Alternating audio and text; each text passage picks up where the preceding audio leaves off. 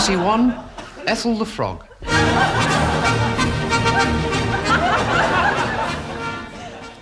Good evening. On Ethel the Frog tonight, we look at violence, the violence of British gangland. Last Tuesday, a reign of terror was ended when the notorious Piranha Brothers, Doug and Dinsdale, after one of the most extraordinary trials in British legal history, were sentenced to 400 years imprisonment for crimes of violence. Tonight, Ethel the Frog examines the rise to power of the Piranhas, the methods they used to subjugate rival gangs, and their subsequent tracking down and capture by the brilliant Superintendent Harry Snapper Organs of Q Division. Doug and Dinsdale Piranha were born on probation in this house in Kipling Road, Southwark, the eldest sons in a family of 16. Their father, Arthur Piranha, a scrap metal dealer and TV quizmaster, was well known to the police and a devout Catholic.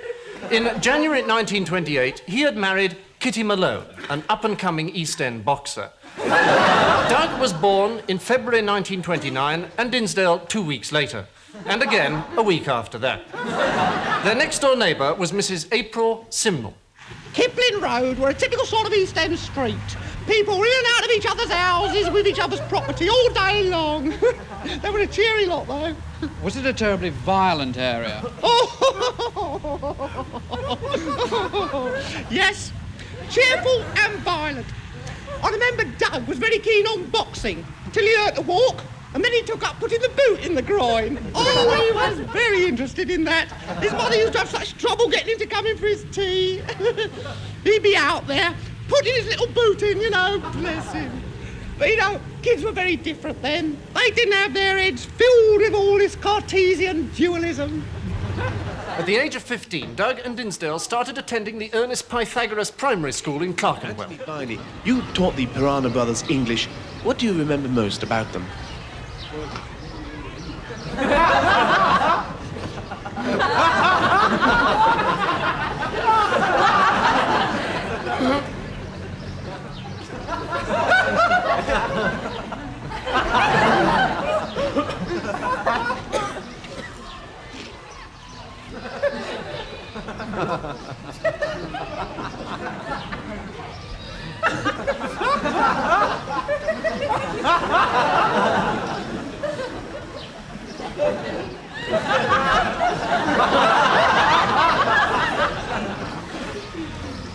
Anthony, finally.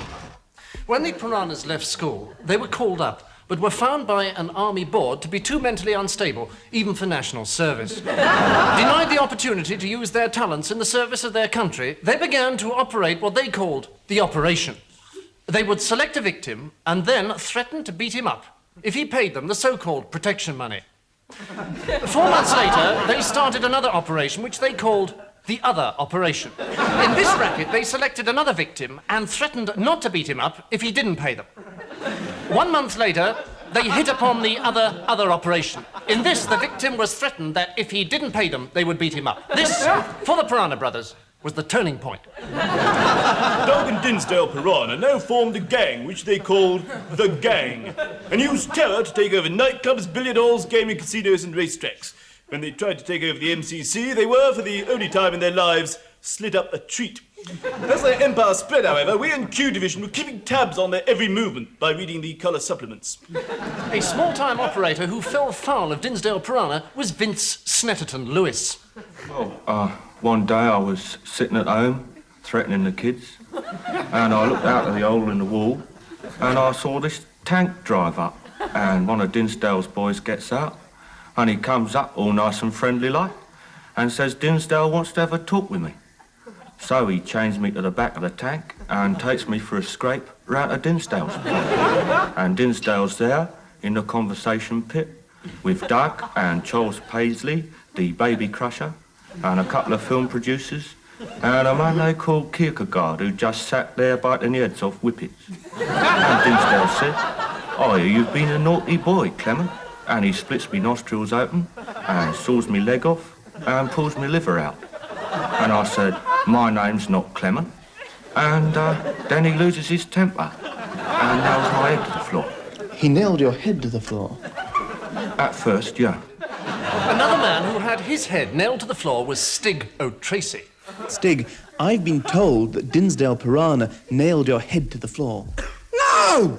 No, never, never. He was a smashing bloke. He used to give his mother flowers and that. He was like a brother to me. But the police have film of Dinsdale actually nailing your head to the floor. Oh, yeah, well, he did that, yeah. Why? Well, he had to, didn't he? I mean, be fair, there was nothing else he could do. I mean, I had transgressed the unwritten law. What had you done? Well, he never told me that. But he gave me his word that it was the case, and that's good enough for me with old Dinsey. I mean, he didn't want to nail my head to the floor. I had to insist. He wanted to let me off. There's nothing Dinsdale wouldn't do for you. And you don't bear him any grudge? A grudge? Oh, Dinsey! He was a real darling. I understand he also nailed your wife's head to a coffee table. Isn't that right, Mrs. O'Tracy? Oh! Yeah, well, he did do that, yeah.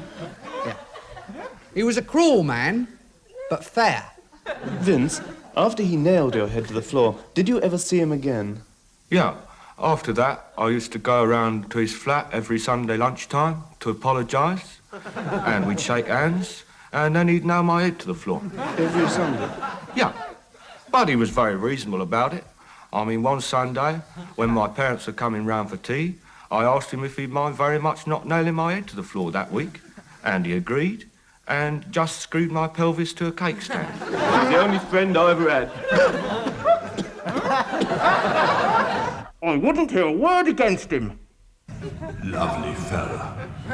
Clearly, Dinsdale inspired tremendous loyalty and terror amongst his business associates. But what was he really like? I walked out with Dinsdale on many occasions and found him a most charming and erudite companion. He was wont to introduce one to many eminent persons, celebrated American singers, members of the aristocracy, and other gang leaders.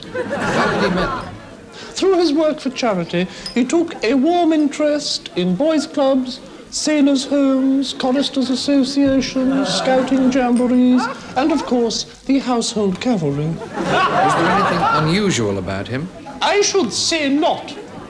Dinsdale was a perfectly normal person in every way. Except inasmuch as he was convinced that he was being watched by a giant hedgehog, whom he referred to as Spiny Norman. How big was Norman supposed to be? Normally, he was wont to be about 12 feet from snout to tail, but when Dinsdale was very depressed, Norman could be anything up to 800 yards long. When Norman was about, Dinsdale would go very quiet, and his nose would swell up, and his teeth would start moving about, and he'd become very violent and claim that he'd laid Stanley Baldwin. Dinsdale was a gentleman. What's more, he knew how to treat a female impersonator. It's easy for us to judge Dinsdale Piranha too harshly. After all, he only did what most of us simply dream of doing.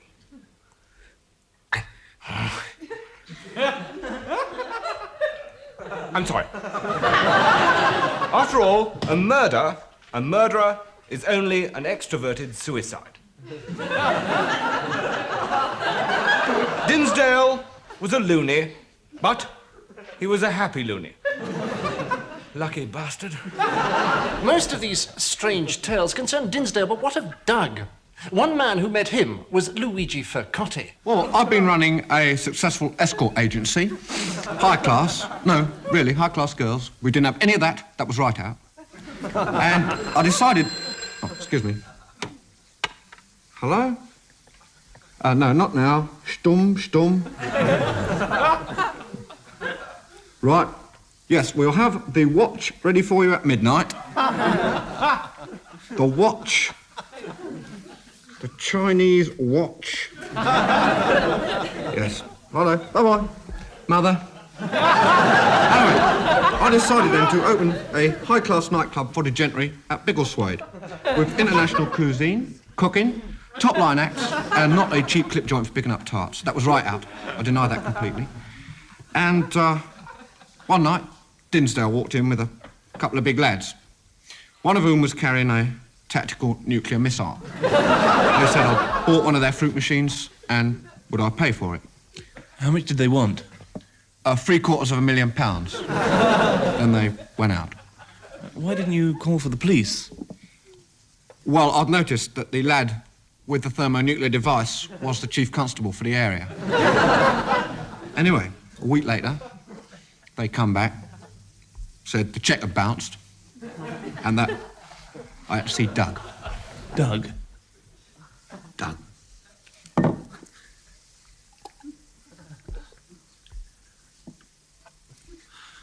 I was terrified of him. Everyone was terrified of Doug. I've seen grown men pull their own heads off rather than see Doug. Even Dinsdale was frightened of Doug. What did he do?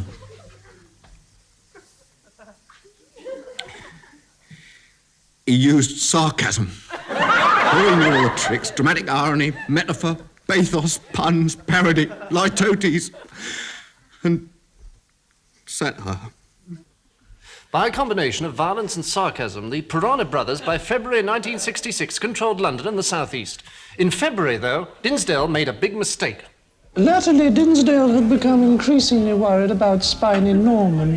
He had come to the conclusion that Norman slept in an aeroplane hangar at Luton Airport.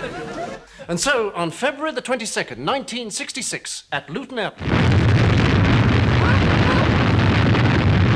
even the police began to sit up and take notice. The Piranhas realised they'd gone too far and that the hunt was on.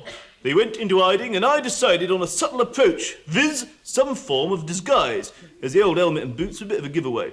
Luckily, my years with Bristol Rep stood me in good stead, as I assumed a bewildering variety of disguises. I tracked them to Cardiff, posing as the Reverend Smiler Egret. Hearing they'd gone back to London, I assumed the identity of a pork butcher, Brian Stokes. On my arrival in London, I discovered they had returned to Cardiff. I followed as Gloucester from King Lear. Acting on a hunch, I spent several months in Buenos Aires as Blind Pew, returning through the Panama Canal as Ratty in Toad of Toad Hall. Back in Cardiff, I relived my triumph as Sancho Panza in Men of La Mancha, which the Bristol Evening Post described as a glittering performance of rare perception, although the Bath Chronicle was less than enthusiastic. In fact, it gave me a right panning. I quote, As for the performance of Superintendent Harry's snapper Organs as Sancho Panza, the audience were bemused by his high-pitched Welsh accent and intimidated by his abusive ad-libs. The Western Daily News said, Sancho Panza, Mr. Organs, spoilt an otherwise impeccably choreographed rape scene by his unscheduled appearance and persistent cries of, "What's all this then?" Never mind, Snapper, love, you can't win them all. True, Constable. Could I have my eyeliner, please? Telegram for you, love. Oh, hello. I bet it's from Binky. Those flowers are for Sergeant Lauderdale from the gentleman waiting outside. Oh, good. 30 seconds, Superintendent. Oh, blimey, I'm on. Is me hat straight, Constable? Oh, it's fine. Right, here we go then, Hawkins. Oh, mad, Superintendent. Good luck then.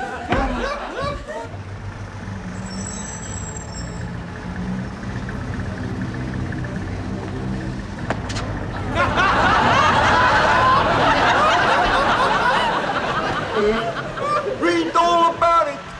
Piranha Brothers escape. Dinsdale.